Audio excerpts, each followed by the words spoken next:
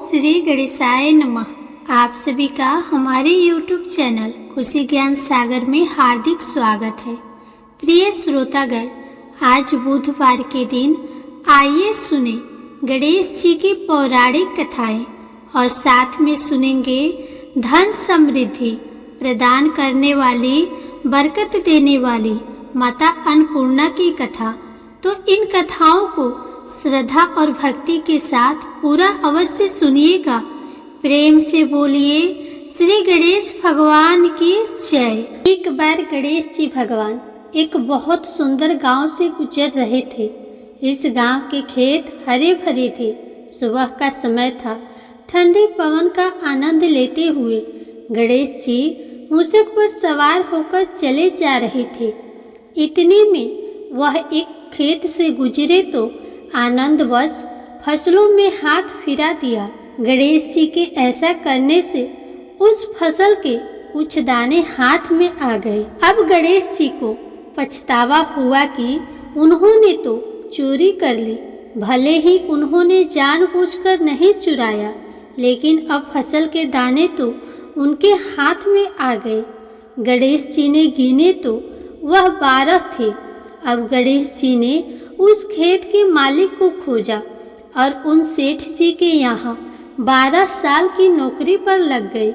एक दिन सेठानी राख से हाथ धोने लगी तो गणेश जी ने सेठानी का हाथ पकड़कर मिट्टी से हाथ धुलवा दिया। सेठानी ने सेठ जी से शिकायत की और कहा कि देखो, नौकर ने मेरा हाथ पकड़ लिया। सेठ जी ने गणेश को बुलाकर पूछा कि तुमने सेठानी का हाथ क्यों पकड़ा?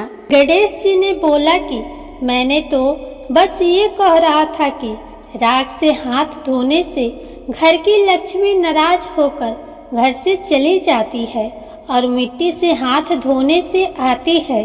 सेठ जी ने सोचा कि गणेश ठीक कह रहा है। थोड़े दिनों बाद कुंभ का मेला आया। सेठ जी ने कहा, गणेश, सेठानी को कुंभ के मेले में स्नान करा के ले आओ।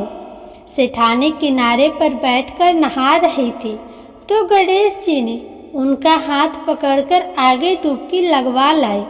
घर आकर सेठानी ने सेठ से कहा कि गणेश ने तो मेरी इज्जत ही नहीं रखी और इतने सारे आदमियों के बीच में मुझे घसीटकर आगे पानी में ले गए।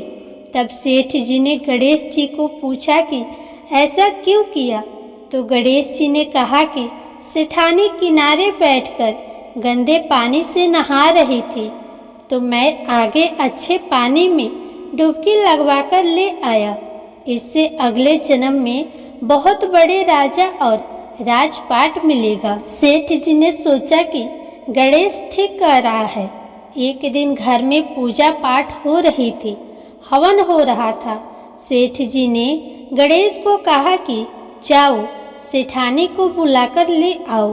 गणेश सेठानी को बुलाने गए तो सेठानी काले चुनरी ओढ़कर चलने लगी तो गणेश जी ने काले चुनरी फाड़ दी और कहा कि लाल चुनरी ओढ़ के चलो।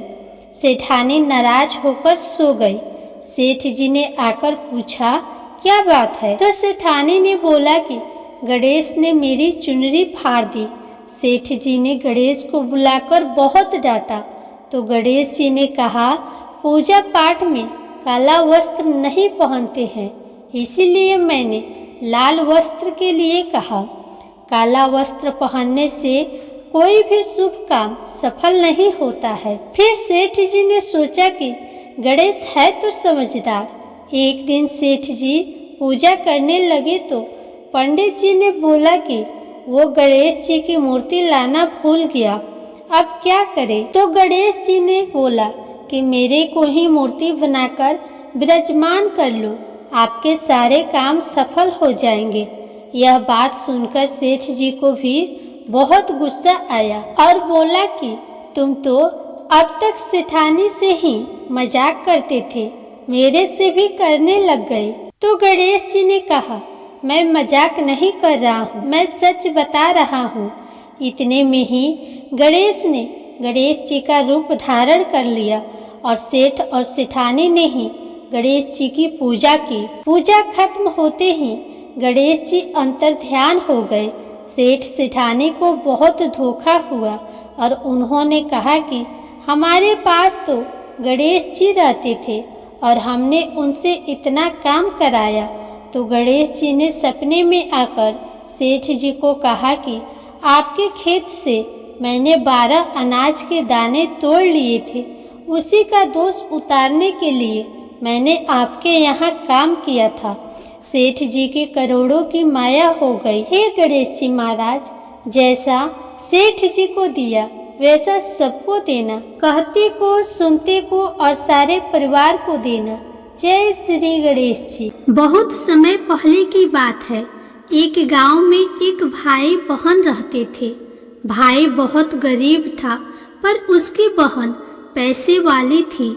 जब बहन के ननद का विवाह था तब बहन ने ना तो अपने भाई को विवाह में आने का निमंत्रण दिया और ना ही कोई चिट्ठी भेजी।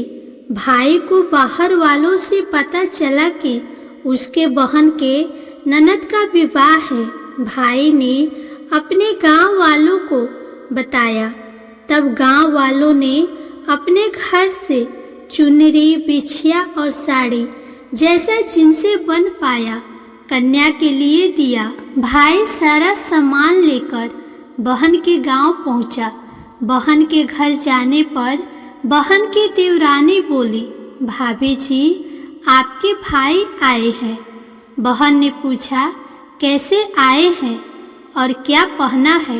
तब देवरानी ने कहा, पैदल आए हैं, फटी पगड़ी फटी धोती पहने हैं। बहन बोली, मेरे ससुर हवेली के सामने दुकान में बैठे हैं, मुझे शर्म आती है। भाई को बोलो पीछे के दरवाजे से आए। भाई के आते ही बहन ने भाई को एक कमरे में बंद करके बाहर से ताला लगा दिया। एक तरफ लड़की का विवाह हो रहा था, गाजे बाजे बज रहे थे, अतिथियों को भोजन कराया जा रहा था और दूसरी तरफ भाई को कोई पानी तक पूछने वाला न था। तभी भाजे की बहू को दया आई और उसने दरवाजा खोल दिया।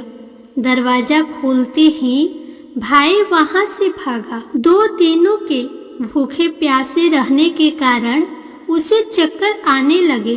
रास्ते में एक गणेश जी का मंदिर था, वहां जाकर गिर गया और रोते रोते गणेश भगवान को अपनी व्यथा सुनाई और बोला, हे गणेश जी महाराज, आज मेरी गरीबी के कारण से मेरी सगी बहन ने मुझे धिक्कार दिया।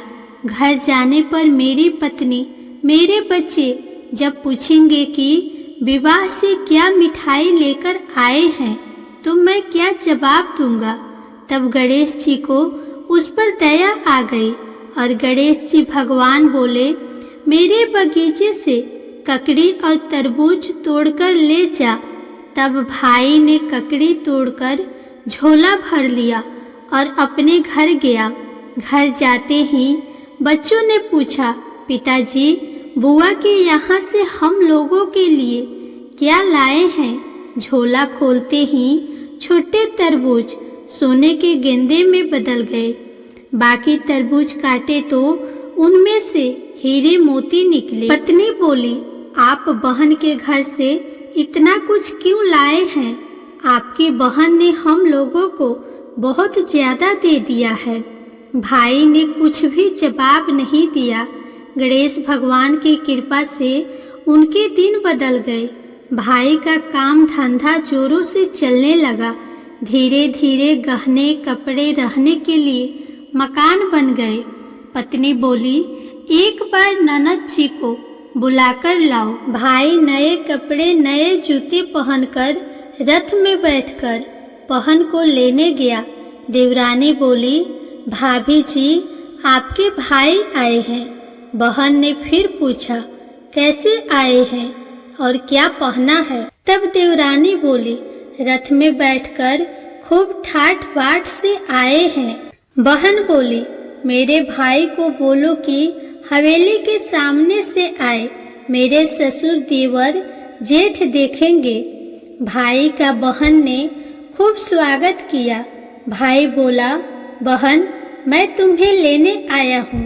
तब बहन ने कहा, मुझे भी बहुत दिन हो गए हैं, चलो मैं चलती हूँ।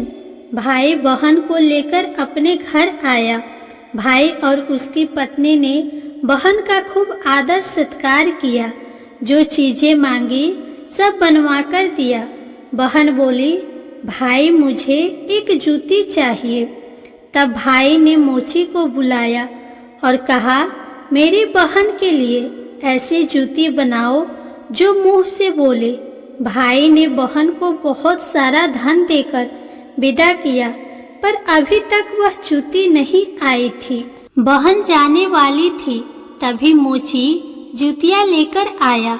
बहन की जूती पहनते ही जूतिया बोली, निर्धन भाई की पैसे वाली बहन, गणेश जी का बगीचा नहीं होता तो आज क्या करती। बहन तब भाई की पत्नी से पूछी, ये कहाँ से आवाज आ रही है। तभी भाई ने कहा, सुबह का समय है, कोई जीव जंतु बोल रहे होंगे। भाई ने घोड़े गाड़ी को जल्दी जाने को कहा। बहन के जाते ही पत्नी जिद करके बैठ गई कि जूतिया क्या बोल रही थी। तब पति ने अपनी पूरी आप बीती सुनाई कि कैसे बहन ने मुझे 2 दिन भूखा रखा, कमरे में बंद कर दिया था। भांजे की बहू ने दरवाजा खोला, तब मैं बाहर आया और गणेश जी के शरण में जा पहुंचा। गणेश जी की कृपा से हमारे दिन बदले हैं।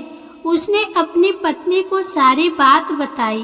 तब पत्नी बोली, अगर मुझे मालूम होता तो मैं आपकी बहन को कुछ नहीं देती। मेरा दिया हुआ सब कुछ वापस लेकर आओ। तब पति बोला, गणेश भगवान ने हमें सब दिया है। अगर वह मुझे भूखा प्यासा कमरे में बंद नहीं करते तो मैं गणेश भगवान के मंदिर में क्यों जाता। क्या मैं गणेश जी को अपना दुखड़ा सुनाता। तुम अपना मन मैला मत करो। अपने पर तो गणेश जी की कृपा है और किस चीज की कमी है। फिर दोनों गणेश जी के आगे झुककर प्रणाम करते हैं और जयकारा लगाया। हे गणेश जी महाराज, जैसी कृपा आपने गरीब भाई पर करी, वैसे ही अपने सभी भक्तों पर अपनी कृपा बनाए रखना। तो प्रेम से बोलिए श्री गणेश महाराज की जय। अब आइए गणेश जी महाराज की अगली पौराणिक कथा सुनते हैं। एक बार देवी तुलसी विवाह हेतु वर ढूंढने के लिए तीर्थ यात्रा पर निकली थी और ढूंढते ढूंढते वह गंगा किनारे पर पहुंच गई। उस वक्त गणेश भगवान गंगा किनारे तप कर रहे थे। उन्हें देखते ही देवी तुलसी उन पर मोहित हो गई और उनके मन में गणेश भगवान से विवाह की इच्छा उत्पन्न हुई। फिर देवी तुलसी ने गणेश जी के पास जाकर उनका ध्यान भंग कर दिया। आंखें खोलने के बाद गणेश भगवान के सामने देवी तुलसी खड़ी थी, लेकिन सामने एक स्त्री है, इसलिए अपने क्रोध को नियंत्रण में रखकर गणेश भगवान ने पूछा, आप कौन है देवी और मेरा ध्यान भंग करने का क्या कारण है। जवाब में देवी तुलसी ने अपने परिचय के साथ गणेश जी से विवाह की बात कर ली। उत्तर में गणेश जी बोले, देवी मैं ब्रह्मचारी हूँ, उस वजह से मैं विवाह नहीं कर सकता। अपने विवाह प्रस्ताव के लिए ना सुनने के बाद देवी तुलसी क्रोधित हो गई और उन्होंने गणेश जी को श्राप दे दिया कि उनका ब्रह्मचर्य टूटेगा और उनके 2 विवाह होंगे। इस बात पर गणेश भगवान भयंकर क्रोधित हो उठे, क्योंकि एक तो वह स्त्री है,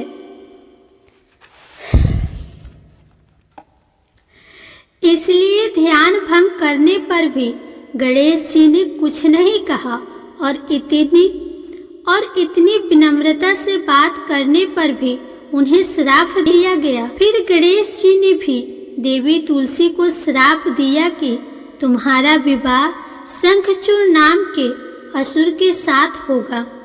एक देवी होकर भी उनका विवाह एक राक्षस से होगा।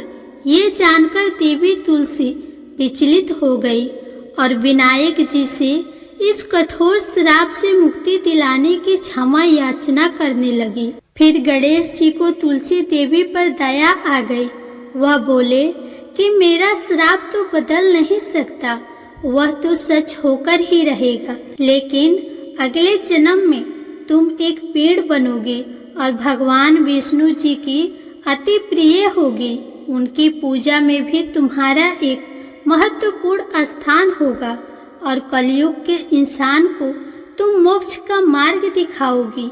लेकिन तुमने मेरा तप भंग किया है और मुझे ब्रह्मचारी होकर भी 2 विवाह का श्राप दिया है, इसलिए मेरी किसी भी प्रकार की पूजा में तुम निषिद्ध होगी। इस प्रकार देवी तुलसी गणेश भगवान की पूजा में निषिद्ध हो गई। तो प्रेम से बोलिए श्री गणेश जी महाराज की जय। अब आइए सुनते हैं गणेश जी की विवाह की कथा। गणेश भगवान का मुख हाथी का है और एक दांत टूटा हुआ है। इन्हीं 2 कारणों की वजह से उनका विवाह नहीं हो पा रहा था। इस बात से गणेश महाराज अक्सर नाराज रहा करते थे। एक दिन एक देवता के आग्रह पर विनायक जी उनके विवाह में अपनी उपस्थिति दर्शाने गए थे। विवाह स्थल पर पहुंचने के बाद कुछ देवताओं ने मिलकर गणेश भगवान का समय पर विवाह न होने के कारण उपहास किया, जिससे गणेश जी बहुत ही अधिक नाराज हो गए। उसी दिन उन्होंने ठान लिया कि जब तक मेरा विवाह नहीं होता तब तक मैं किसी भी देवता का विवाह होने नहीं दूंगा। गणेश भगवान के पास विवाह और अन्य संदेश लाने का काम उनके प्रिय वाहन मूषक राज करते थे। अब मूषक राज जब भी किसी देवता के विवाह का समाचार लाते तब गणेश जी उसे आदेश देते और मूषक राज अपनी सेना के साथ जाकर उस विवाह के मंडप को गिराकर तहस नहस करते एवं बारातियों को भी भगा देते। इस तरह गणेश जी और मूषक राज की मिली भगत की वजह से किसी भी देवता का विवाह नहीं हो रहा था।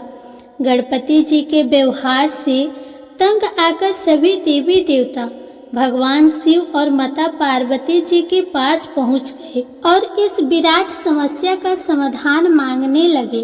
भगवान शिव और माता पार्वती ने कहा कि इसका हल तो आपको केवल ब्रह्मा जी के पास ही मिल सकता है। कृपा करके आप ब्रह्मलोक को जाएं। माता पार्वती और महादेव को प्रणाम करके सभी देवी देवता ब्रह्मा जी के पास प्रकट हुए।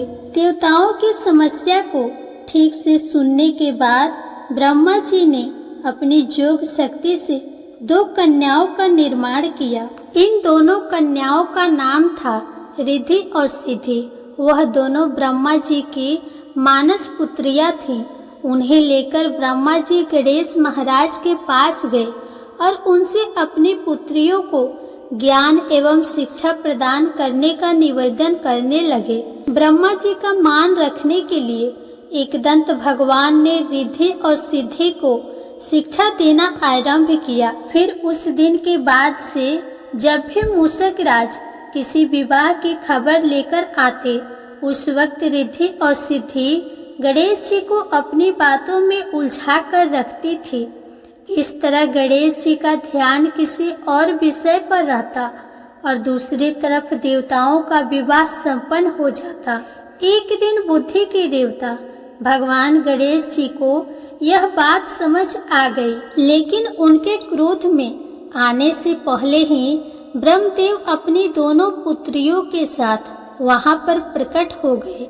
रिद्धि और सिद्धि को सामने देखते ही गणेश जी का क्रोध बढ़ने लगा, किंतु विनायक जी के मुख से कोई भी शब्द निकलने से पहले ही भगवान ब्रह्मदेव ने कहा, आपने स्वयं ही मेरी पुत्रियों को शिक्षा दी है और अब मुझे इन दोनों के विवाह योग्य कोई वर नहीं मिल रहा।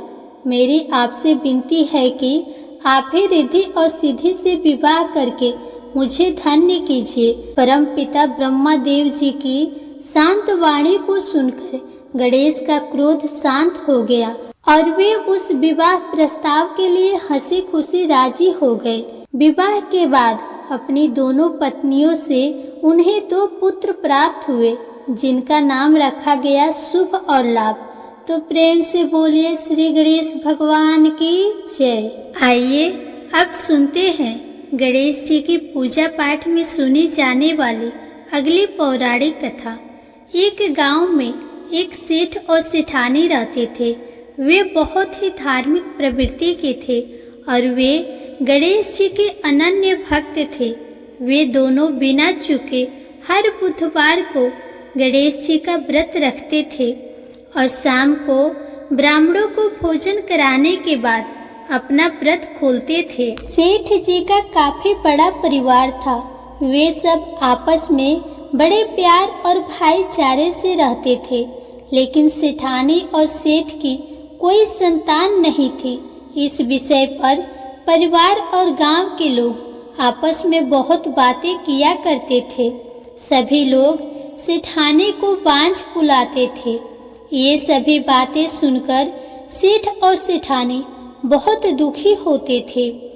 एक बुधवार के दिन सेठ और सेठानी भगवान गणेश जी की पूजा संपन्न करा के मंदिर से बाहर आ रहे थे। तभी उन्हें सीढ़ियों पर एक छोटा सा बच्चा अकेले बैठा हुआ दिखा। बालक को देखते ही दोनों उसके पास गए और पूछा कि तुम्हारे माता पिता कहाँ हैं? लेकिन बच्चे ने अभी तक बोलना नहीं सीखा था, इसीलिए वह बोल ही नहीं पाया। पर दोनों सेठ और सेठानी बच्चे के पास शाम तक बैठे रहे। तब तक पंडित जी और सेठ जी और उनके नौकरों ने आसपास जाकर बच्चे के माता पिता को खोजने की कोशिश की, लेकिन उन्हें बच्चे के माता पिता या बच्चे खोने की कोई खबर ही ना मिली। फिर पंडित जी ने सेठ और सेठानी को वह बच्चा अपने घर ले जाने के लिए कह दिया। साथ में यह भी कहा कि अगर बच्चे के माता पिता यहाँ पर आते हैं तो मैं स्वयं उन्हें आपके पास ले आऊँगा। तब सेठ और सेठानी की खुशी का ठिकाना नहीं रहा।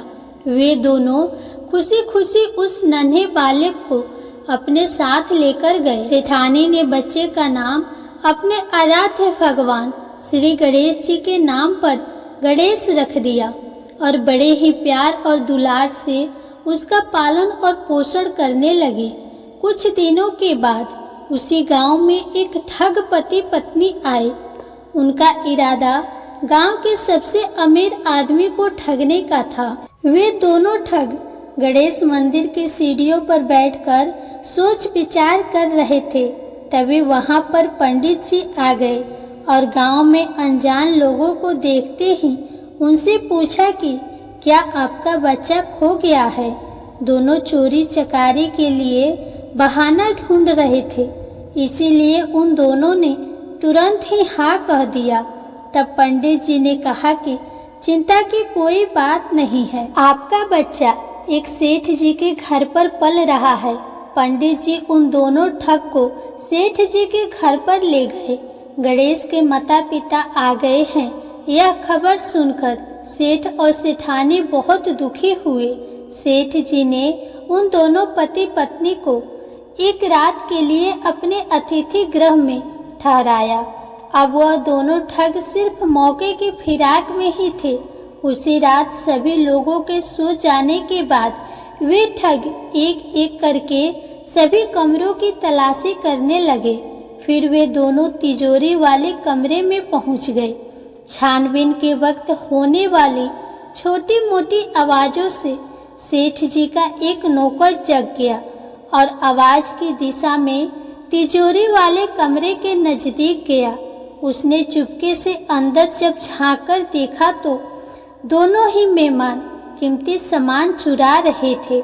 नौकर ने यह देखते ही धीरे से उस कमरे के बाहर की कुंडी लगा दी और चोर चोर बोलकर पूरे घर में हल्ला मचा दिया। शोरगुल की आवाज सुनते ही घर के सभी लोग इकट्ठा हो गए। तब सेठ जी ने उन दोनों चोर पति पत्नी को कमरे से बाहर निकाला और सुबह ही पंचायत में हाजिर कर दिया। सेठ जी ने सरपंच जी को पूरा मामला बताया और कहा कि ये दोनों तो चोर है। अब हम पुत्र गणेश को इन दोनों को नहीं देंगे। लेकिन वे दोनों ठग पति पत्नी अपने जिद पर ही अड़ गए और बच्चे को ले जाने की जिद करने लगे। सरपंच जी ने इस गंभीर समस्या का एक तोड़ निकाला। उन्होंने सेठानी और दूसरी औरत को गणेश जी के सामने खड़ा कर दिया और कहा कि जिसके भी आंचल से दूध की धार गणेश के मुंह में जाएगी, वह बालक गणेश उसी के पास ही रहेगा। फिर वे दोनों अपने अपने आंचल मुंह के सामने फैलाकर खड़ी हो गई। सेठानी जी मन ही मन भगवान गणेश के नाम का जप कर रही थी। देखते ही देखते गणेश भगवान की कृपा से सेठानी की आंचल से दूध की एक धार गणेश के मुंह में गिरी और इस तरह बालक गणेश हमेशा के लिए सेठ और सेठानी के साथ रहने लगा। बोलिए श्री गणेश भगवान की जय। प्रिय श्रोतागण, अगर आपको यह कथा पसंद आई हो तो इस वीडियो को लाइक करके कमेंट बॉक्स में गणेश भगवान की जय जरूर लिखें। साथ ही चैनल को सब्सक्राइब भी कर दें।